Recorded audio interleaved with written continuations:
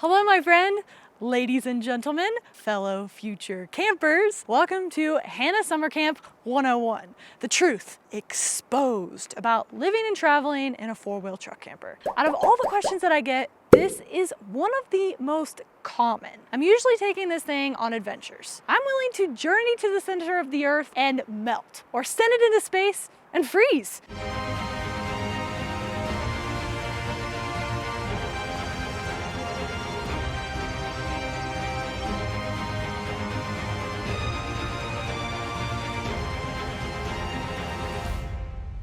But if this is what you want to see, let's get into it. I've been living and traveling in this for 2 years. And before that, I had a Lance hard-sided truck camper for 3 years. So a lot of the questions that I get come as second nature to me and I forget to explain it. So if there's a question or detail that I miss, please don't hesitate to leave me a comment down below and I'll do my best to answer it to the best of my abilities. I get so preoccupied and concentrated on the adventure that I don't give the day-to-day mundane tasks that go into it because I kind of think it's boring, but I know a lot of people have questions about it because they too may want to adopt this type of lifestyle, so that's why we're making this video today. Hannah Summer Camp 101. And now, let's get into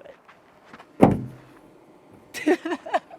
Before we discuss living inside of the camper, let's talk about the garage.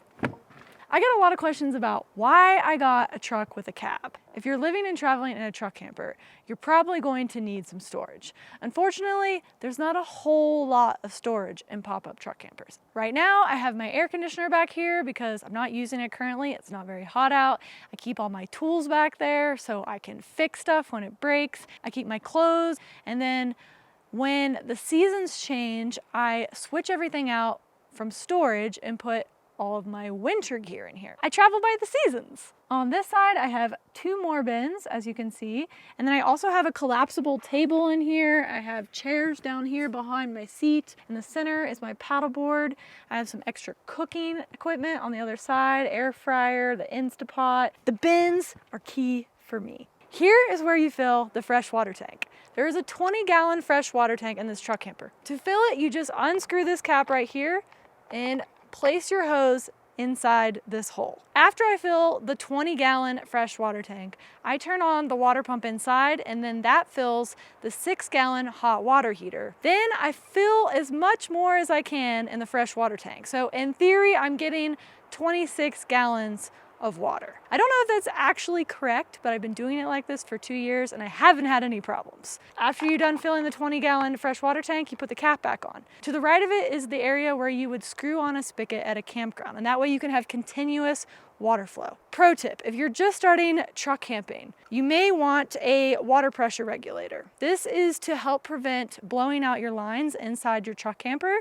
Maybe the pressure at the campground is a lot higher than you expected, and if you screwed it right into your truck camper, there is potential or risk of blowing out your lines. So with this, you screw on one end the hose from the campground and the other end your fresh water hose, and then you can adjust the pressure regulator so that your lines are nice and happy inside and you don't blow your lines out. We're gonna close this up. This is lockable. You know what's great after a long hike is a nice hot shower. This is an outdoor shower and hooks right up to the side of the camper and is connected to the 6-gallon hot water tank. It's powered by propane, it heats up really fast and it's extremely efficient, so you can enjoy the water outside on summer days. Place this right into the slot and then you can adjust it cold or hot and hit go.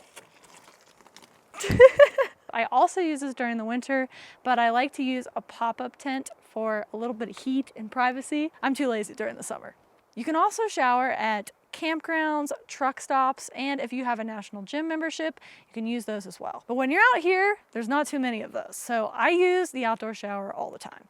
I want to take a minute to thank Babbel for sponsoring this video. Babbel is the new way to learn a foreign language. If you're interested in living in a truck camper, you're probably interested in travel. And if you're interested in travel, you've probably been to another country before. And knowing how to speak the language there always makes traveling that much more enjoyable and fun. Right now I'm using Babbel to learn Spanish because I want to continue traveling down the coast to more predominantly Spanish-speaking countries, such as Chile, Ecuador, Peru. Maybe more of Mexico, I haven't quite decided yet. If you've seen my channel, you know that one of the more recent times I've been to Mexico, I was actually approached by the police there and swindled into paying some fake fines. They basically took advantage of the fact that I didn't know how to speak Spanish fluently. So I know that if I knew how to communicate with them better, I would be and feel more confident traveling back down to Mexico. With Babbel, you get real-world, practical conversation practice in short and easy 10-minute lessons. They have a 20-day money-back guarantee, and their speech recognition really helps with pronunciation and accent. Hasta pronto. Hasta pronto. Hasta pronto. Hasta pronto. So you can start speaking a language confidently. You can get 65% off your subscription and start speaking a new language in just 3 weeks with Babbel. Just click the link in my description below to get started. And now, let's get on with my truck camper. The next thing that I need to live and travel in this truck camper is propane. There are 2 propane tanks and they are kept here, stored nicely inside. I know one of the first questions is going to be asked is, how often do I have to refill the propane tanks? And unfortunately, that is a question I cannot answer because it's going to change for every single person. It's going to change depending on your preferences and depending on the season. If it's the dead of winter and you're in Alaska and you're in the middle of a snowstorm, you're probably going to go through propane pretty quickly. But if you're camping in Texas, it's probably going to last for a really long time. I don't have any problems with it. It lasts a sufficient amount of time for me. I have a 0-degree sleeping bag during the winter that helps. Sometimes I keep the camper down. During the summer, I really don't have too many problems because I conserve water and I cook outside a lot and I don't use the heater. I'm also going to be using propane for a new toy that I just got. Make sure you subscribe because in 2 videos, I'm going to be revealing it to you. And if you're a camper, I'm pretty sure it's any camper's dream. You don't want to miss it. Right now, since it's summer, I have my e-bike strapped to the back of my camper. It makes it really easy to take along on these off-road adventures and explore further into the woods. It does, however, make it more difficult to get into the camper. This bike rack has a really nice feature where you can actually tilt it down. So now, in this position, it's a little easier to get into the camper. I can open the door all the way, can shove groceries in a little bit easier. When you want to put it up, just snaps back into place. The last thing I want to talk about on the exterior of the camper is the plug. There's a 30 amp plug on the outside of the camper that you plug this guy right here, right into the side. Then you can plug an extension cord from here into your power supply, say at a campground. Please make sure that the gauge on the extension cord is adequate enough to handle 30 amps. You don't want Smokey the Bear knocking on your door, buy the right cord. I probably use this thing less than 5 times ever because I didn't want to rely on the grid. I mean, there's not many plugs out here. You can't plug yourself into a tree. It doesn't work like that. So I made sure I set up the solar panel and power system so that I really wouldn't ever run out of power, and it's worked. If I did, I have power station backups as well. So moving on. Another question that I get all the time is what type of camper I prefer, the pop-up camper or the hardside camper. There are pros and cons to both. Some of the pros I like about the pop-up camper is 1, it doesn't have anything hanging off the side of the truck because it is installed directly to the truck bed. 2, it has a much lower height clearance. So when you want to sneak in that late night Chick-fil-A run, you're not going to take out the whole fast food side. 3 is the truck camper weighs much less. And 4, you have a much lower center of gravity, so it's ideal for off-roading. I can take this off-road without having to worry about low-hanging trees, shaking back and forth and falling off a cliff. I can get nearly anywhere that a camper could possibly get. And that's a huge pro to me compared to staying in a hard-sided camper where it's much homier inside. You get a full shower, a full toilet, a microwave, a stove.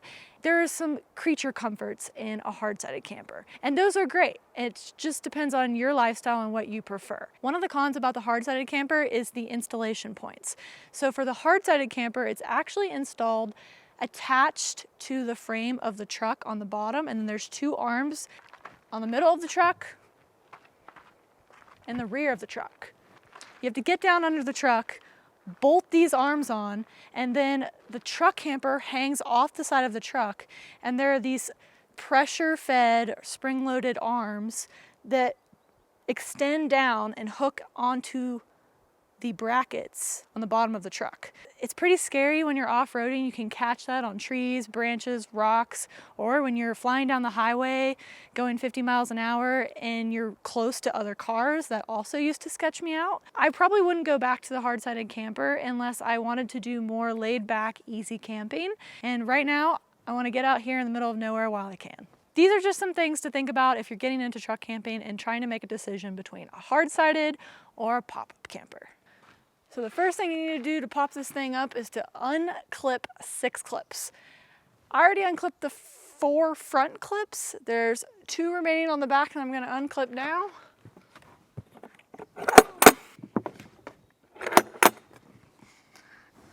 Once you have all 6 clips unclipped, it's time to pop this camper up. You have to have the door open so that the air can vent. Then you hop inside. Then you just unclip the hatch and push up. I popped up the back, now I just have to pop up the front.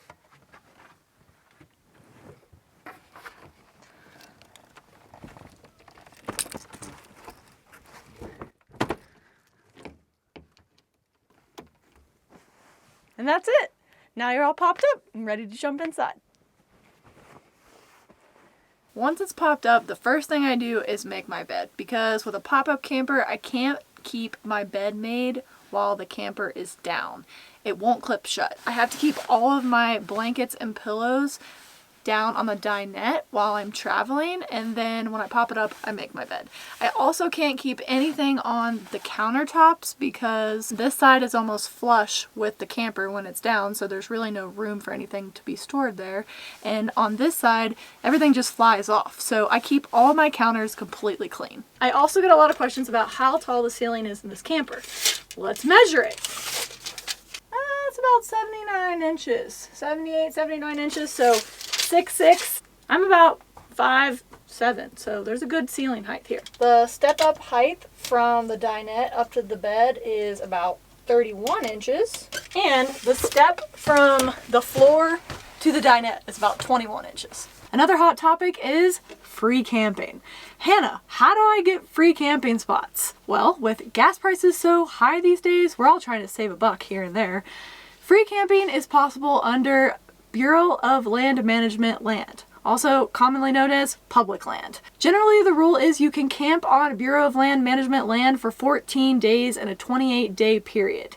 You can camp 14 days right in a row, or you can intersperse those 14 days throughout the 28-day period. But after that 28-day period, you better get out 25 miles away from where you were camping. However, not all Bureau of Land Management land is open to camping. Some areas are closed. Usually there's a sign up or an announcement on their website. Just make sure you stay aware. For example, there are 2 areas that I used to commonly visit for free camping, but they're now closed for camping because so many people abused it. They left trash everywhere, old trailers, tires. So make sure you don't abuse the system, clean up your trash, move 25 miles out, and you get some nice, beautiful, free camping spots. Where are we at today?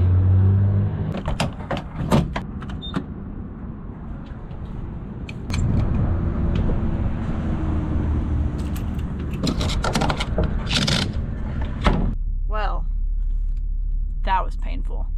Another very popular question is expense. How much money do I spend living and traveling in a camper? One of my largest expenses is, I'll give you one guess.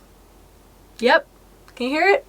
Gas. So expensive right now. You just saw $133 for about 3/4 tank of gas, maybe a little bit more than 3/4 tank. I have to fill up at least once a week, so that's at minimum over $500. That's a pretty painful expense, but you know, it's a trade-off. I have to deal with it. Next is the truck payment. I pay $388 a month for the truck. Camper payments, $157 a month. Groceries, it's gonna depend on how many groceries you buy, how much or little you eat, how much frozen or fresh food you eat. I eat mostly fresh food. There's no freezer in here really. It's pretty small, so. And I do like leftovers though, so that does help. Another high expense is health insurance. That's a really popular question. Hannah, how do you find affordable health insurance when you're traveling and on the road? I don't know. If you find somebody who knows, send them my way. You'd think as a health professional I'd have some secret to finding affordable health care?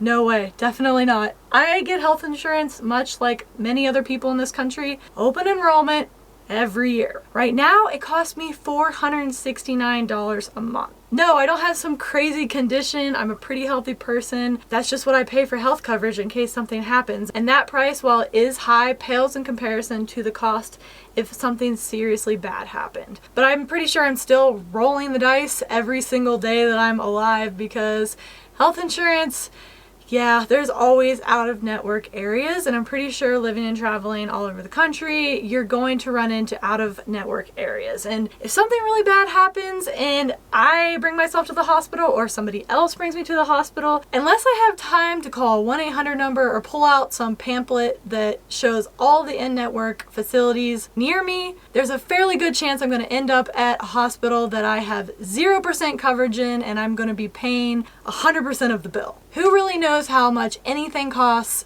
in healthcare these days? It's impossible. So I used to call insurance companies and speak with them every day, bill them for medications, prior authorizations.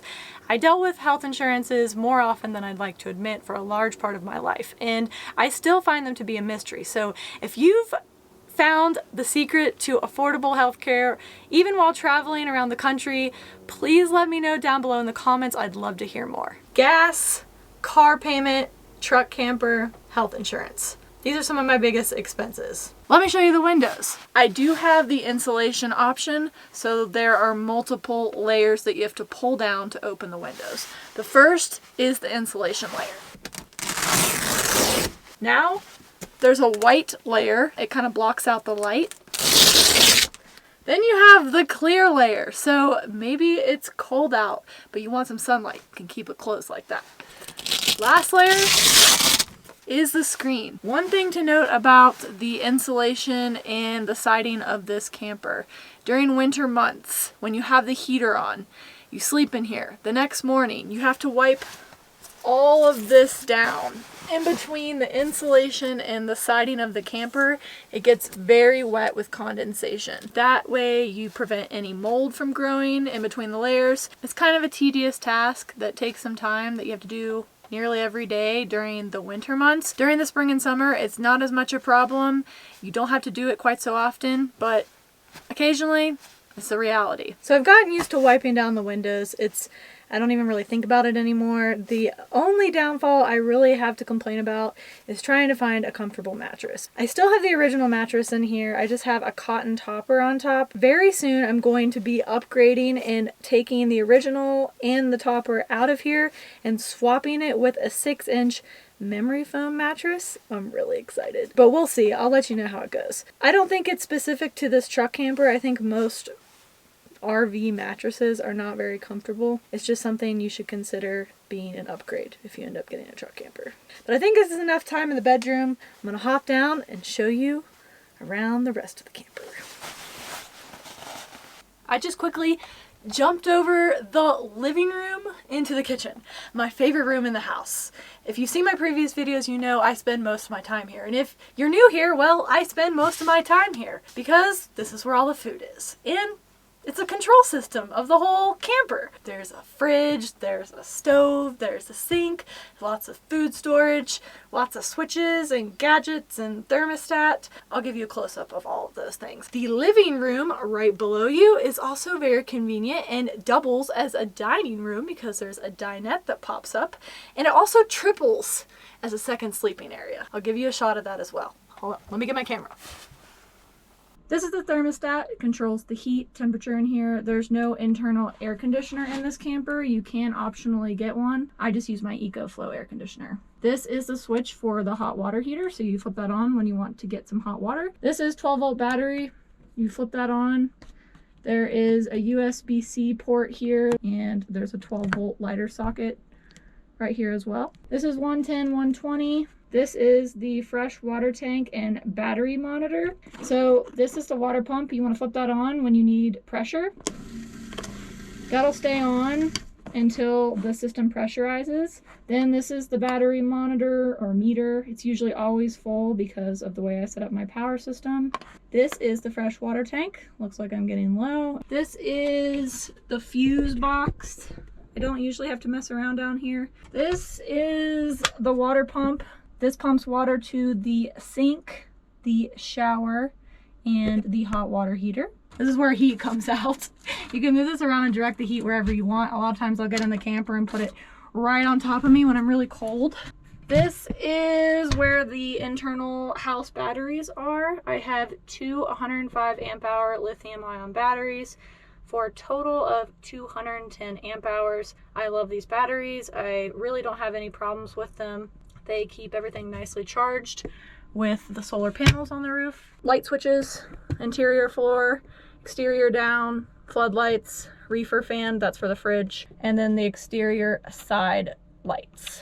If you flip these on all at once in the middle of the night in the desert, you look like you're in a UFO. It's so cool. This is a miscellaneous junk drawer, is what I call it.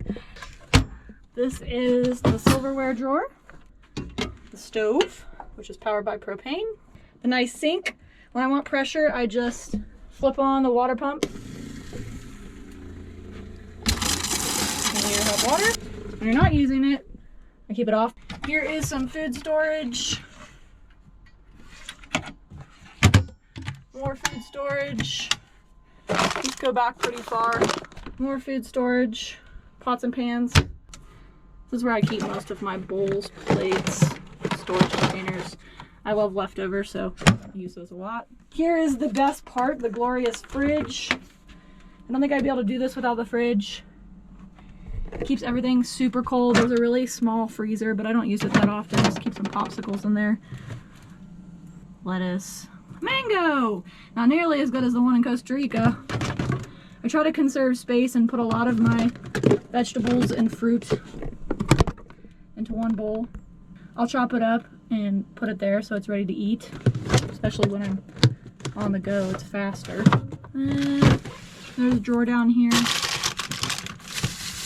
More stuff. Peach sounds really good right now. I'm probably gonna have one of those in a second. This is where I keep toilet and dirty stuff. These two big storage spaces. There's one that's identical to this but opposite under the other seat. Keep lots of clothes down here. Somebody actually sent these two dresses to where I ship my coffee from. So whoever did that, thank you so much. I love them. I actually wore this one at the beginning of my last video. Then there's also this really cool space right here.